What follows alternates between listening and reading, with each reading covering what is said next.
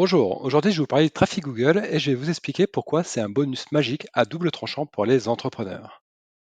Alors, je vous parle de ça parce que ce matin j'ai lu un article sur le Google Helpful Content. Donc, c'est une mise à jour de Google qui consiste à essayer de débarrasser les résultats de recherche de Google d'un maximum de spam pour mettre plutôt en avant des résultats qui soient le plus utiles possible aux utilisateurs. Théoriquement, c'est plutôt une bonne chose. Mais le problème, c'est que dans les faits, il y a toujours des victimes collatérales de ce type de mise à jour. J'ai envie de dire que c'est quasiment dans la nature des mises à jour de Google de générer des faux positifs.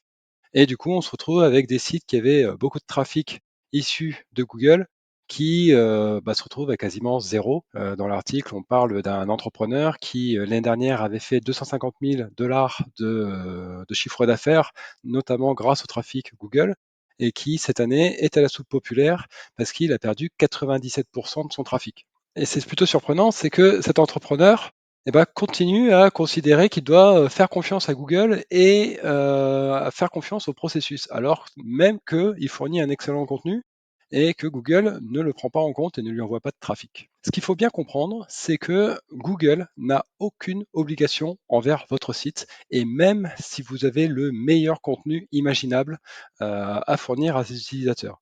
En fait, Google, il faut le voir comme une espèce de dieu et c'est lui qui décide ce qui est bon ou pas.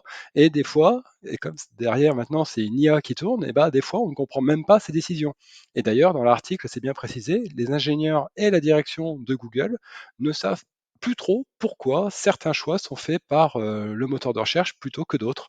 Et ils admettent eux-mêmes que certains contenus sont excellents, mais qu'ils ne s'affichent pas dans les résultats. Donc Google n'a d'obligation que envers ses clients, c'est-à-dire ceux qui payent pour être visibles sur le moteur. Donc à eux, il doit garantir de la visibilité et des clics. Et il a peut-être aussi des obligations via ses partenaires commerciaux, c'est-à-dire avec lesquels il a signé un contrat. Donc envers ces personnes-là, envers ces groupes de personnes, oui, il y a des obligations. Google doit faire des choses pour eux, mais pour vous et votre site et tous les autres éditeurs de sites indépendants, il n'a aucune obligation. Il fait ce qu'il veut, même si vous êtes les meilleurs. C'est pas la question en fait. Donc du coup, c'est pour ça que je dis que le trafic Google, c'est toujours un bonus un peu magique et surtout temporaire. Donc voilà, ça va être une pluie de trafic qui va vous tomber dessus sur votre site. C'est formidable, c'est merveilleux, on est très content, mais ça peut s'arrêter n'importe quand. Donc le tout, c'est d'avoir conscience que ça peut s'arrêter et agir en conséquence.